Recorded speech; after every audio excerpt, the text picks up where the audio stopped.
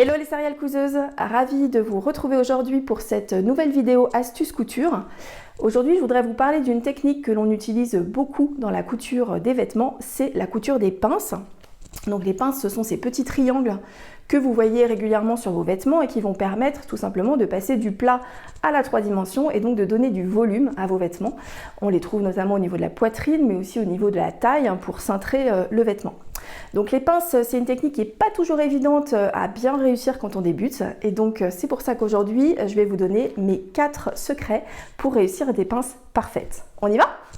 Alors avant de rentrer dans le vif du sujet, si vous venez d'arriver par ici, je me présente rapidement. Je m'appelle Séverine, je suis formatrice couture et je suis la co-créatrice des cours de couture en ligne céréalescouseuses.com avec mon acolyte Catherine. Si vous ne nous connaissez pas encore, je vous invite à venir faire un petit tour sur notre site internet. Je vais vous mettre le lien en descriptif de la vidéo. Vous y trouverez des conseils couture, des astuces, des tutos, mais aussi et surtout des cours de couture pour apprendre à coudre vos vêtements et notamment une formation couture complète pour apprendre à coudre votre garde-robe avec des finitions nickel.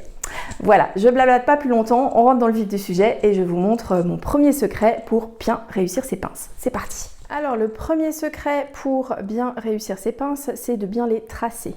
Donc moi, pour reporter les pinces sur mon tissu, j'utilise du papier carbone. Donc c'est un carbone spécial tissu et une roulette. Ça va me permettre de reporter mes pinces des deux côtés en même temps, parce que là vous voyez que j'ai mon tissu plié en deux, c'est le haut d'une jupe, plié en deux. Donc je vais pouvoir le reporter des deux côtés en même temps et de manière totalement symétrique. C'est ça qui est vraiment important. Il n'y a rien de plus vilain que des pinces qui ne sont pas symétriques ou qui ne sont pas à la même hauteur. Donc là ça va vous permettre de tracer des deux côtés en même temps. Donc là tout simplement, donc je vais enlever juste les petites épingles qui me gênent ici. Je vais mettre un deuxième papier carbone, donc un dans chaque côté, et je trace avec ma roulette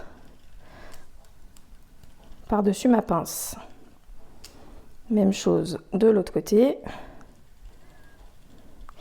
Et surtout, je n'oublie pas de bien tracer l'extrémité de ma pince. Parce qu'en fait, la pince, une fois qu'elle sera pliée, quand on va la coudre, on verra plus bien la pointe ici et on ne sait plus à quelle hauteur on doit s'arrêter. Donc pour ça, moi je fais toujours une grande ligne ici, au moins 2 cm de chaque côté, de manière à ce qu'elle dépasse de mon pied de biche. Et de cette manière-là, je saurai vraiment où est l'extrémité de ma pointe. Là encore, rien de plus moche que deux pinces qui ne sont pas à la même hauteur et on peut vite avoir quelques millimètres de décalage si on n'a pas tracé ici le bout.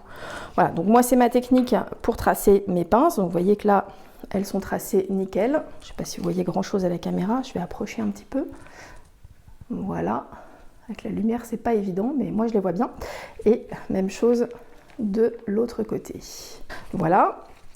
Si vous n'avez pas de papier carbone et de roulette, vous pouvez tout simplement utiliser une épingle pour pointer en fait les 3 extrémités du triangle et ensuite, grâce à cette épingle, vous faites des points de repère à la craie par exemple et ensuite vous reliez les points entre eux tout simplement à la craie. C'est une autre possibilité. L'important c'est de bien tracer les deux côtés en même temps de manière à avoir une vraie symétrie des deux côtés.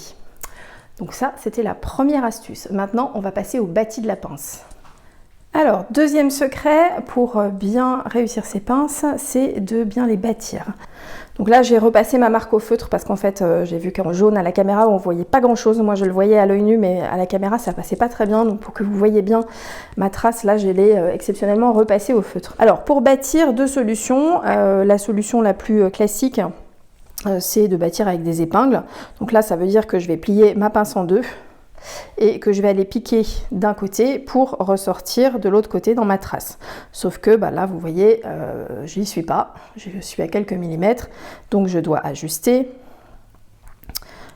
Voilà, après je refais ça un petit peu plus loin, etc. C'est du coup assez long et pas forcément très précis et pas forcément très facile sur des tissus qui ont tendance à glisser, comme par exemple de la viscose, du polyester, de la soie. C'est pas évident avec des épingles, à moins de mettre vraiment beaucoup d'épingles, d'avoir quelque chose de précis. Donc je vais vous montrer une autre technique qui au final est pas plus longue et qui vous verrez est beaucoup plus précise, c'est le bâti. Donc là, tout simplement, je vais prendre un fil de bâti, donc là, un fil tout simple, normal, qui est contrasté par rapport à mon tissu pour bien voir ce que je fais. Donc là, je suis bien sur l'envers de mon tissu, je ne l'ai pas précisé tout à l'heure, mais on fait toujours les repères de pince sur l'envers, on reporte toujours les repères de patron sur l'envers. C'est pour ça que quand on coupe son patron, on plie son tissu endroit contre endroit de manière à avoir l'envers à l'extérieur. Donc là, je vais venir piquer mon épingle dans ma ligne et je vais ressortir en face dans l'autre ligne. Donc là, c'est plus facile puisque je vois ce que je fais du coup. Ok, je laisse un petit peu de fil, je laisse une petite longueur de fil ici et j'avance. Donc je repique dans cette deuxième ligne à peu près 1 cm plus loin et de la même manière, je vais repiquer en face. Et ainsi de suite. Donc, je vous dis à peu près 1 cm. Là, je suis sur un coton classique, donc il n'y a pas trop de soucis. Si votre tissu glisse vraiment, vous pouvez serrer un petit peu plus votre bâti. Mais 1 cm, normalement, c'est bon. Donc, je fais ça tout du long.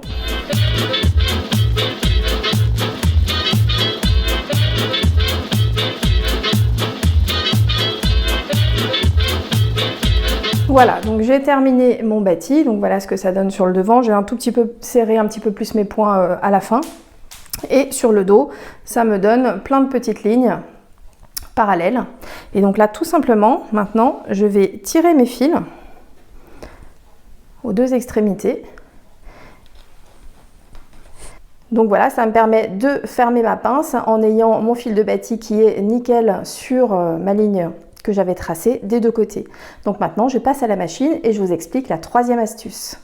Et donc maintenant, secret numéro 3 pour bien réussir sa pince, c'est la couture de la pince. La technique en fait pour que la pince soit bien réussie, c'est de ne pas faire de point d'arrêt ici à la fin de la pince, à la pointe. Donc on va faire un point d'arrêt au début, on va pas faire de point d'arrêt à la fin, on va sortir du tissu, je vais vous montrer. Pourquoi pas de point d'arrêt? Tout simplement parce que si on fait un point d'arrêt ici dans la pointe, on va avoir en fait une surépaisseur qui va être créée par ce point d'arrêt qui fera un bec pas très joli au niveau de la pointe. Donc je vous montre. Donc là, je vais commencer ma couture. Donc je me place avec mon aiguille sur ma ligne, donc ici en haut de ma pince. Alors vous voyez que j'ai tiré un petit peu mon fil de bâti et je vais le tirer en fait au fur et à mesure de ma couture pour qu'il se défasse en fait au fur et à mesure. Donc là, une fois que j'ai planté mon aiguille, je tire doucement mon fil de bâti. Je fais attention de ne pas le casser. Voilà, et en fait, je vais tenir mon fil ici au bout, de manière à ce qu'au fur et à mesure que ma machine avance, le fil va se défaire. En fait, tout simplement, ça évitera que mon fil de bâti soit pris dans ma couture. Donc là, je démarre ma couture avec un point d'arrêt. Voilà. Et je démarre ma couture tout en maintenant mon fil de bâti. Vous voyez, du coup, il va se défaire en fait au fur et à mesure, juste avant que mon aiguille passe dessus, histoire de ne pas prendre le fil de bâti dans ma couture. Alors vous remarquez que je suis en train de coudre ma pince sur un tissu gris avec un fil blanc. C'est simplement pour que vous voyez bien ce que je fais. Évidemment, la règle d'or, c'est de coudre sa pince dans un fil qui est coordonné avec votre tissu. Voilà, et donc là, vous voyez que j'arrive à l'extrémité bientôt de ma pince. Vous voyez, donc le petit repère que j'avais marqué tout à l'heure, il est important parce qu'il va me permettre de voir quand j'arrive au bout de ma pince. Et donc là, voilà, je vous montre en soulevant mon pied de biche, je suis ici dans l'extrémité de ma pince. Donc le dernier point, maintenant, je vais le faire en dehors. Donc je décale un petit peu mon tissu pour que mon aiguille pique en dehors du tissu. Je fais quelques points pour sortir. Je soulève mon pied de biche et je coupe. Et donc là, en fait, ça me permet d'avoir une finition propre de la pince sans point d'arrêt. Je vais tout simplement nouer ces fils-là à la main. Donc là, je désentortille un peu mes fils. Donc maintenant, je noue tout simplement mes 2 fils. Je fais un double nœud. Voilà, donc la couture de ma pince est terminée, mais il reste une dernière étape très importante pour que la pince soit jolie, puisque là, vous regardez, si je me mets sur l'endroit, vous voyez que ici, elle est très jolie, mais là, en bas, ça me fait un petit creux, pas très joli. Donc ça va se travailler par le repassage, et c'est la dernière astuce pour bien réussir ces pinces. Je vous montre ça tout de suite. Et donc pour terminer, 4e et dernière astuce pour bien coudre ces pinces, c'est le repassage. Le repassage, il est très important et il est important de le faire sur une zone arrondie. Donc comme là ici, un coussin de repassage que vous pouvez acheter ou même fabriquer vous-même. Vous pouvez aussi le faire sur une jeannette. Personnellement, je préfère le coussin de repassage. Donc vous allez coucher la couture de votre pince d'un côté. Et vous allez bien travailler ici l'arrondi, donc plutôt sur l'endroit. Et on aplatit bien la pointe en passant sur l'arrondi en fait, hein, vous voyez. Là, je passe sur l'arrondi de mon coussin de manière à bien former le relief et à avoir du coup une pince qui soit ici parfaitement plate au bout et qui forme le relief voulu. Et voilà, vous savez tout, vous allez maintenant pouvoir coudre des pinces parfaites. N'oubliez surtout pas le repassage, c'est très important. Et si vous avez envie de tester nos cours de couture, j'ai une jolie surprise pour vous. Nous vous offrons en ce moment le premier épisode, le premier module de notre formation Coudre sa garde-robe. Donc il s'agit d'un cours de couture en ligne de 2 heures qui vous donnera toutes les bases pour bien démarrer la couture et faire de jolies finitions, et dans lequel vous pourrez coudre avec nous un petit sac doublé à fond plat, le sac Lassa. Donc ce cours vous est offert en ce moment avec le code promo que je vais indiquer en dessous de la vidéo.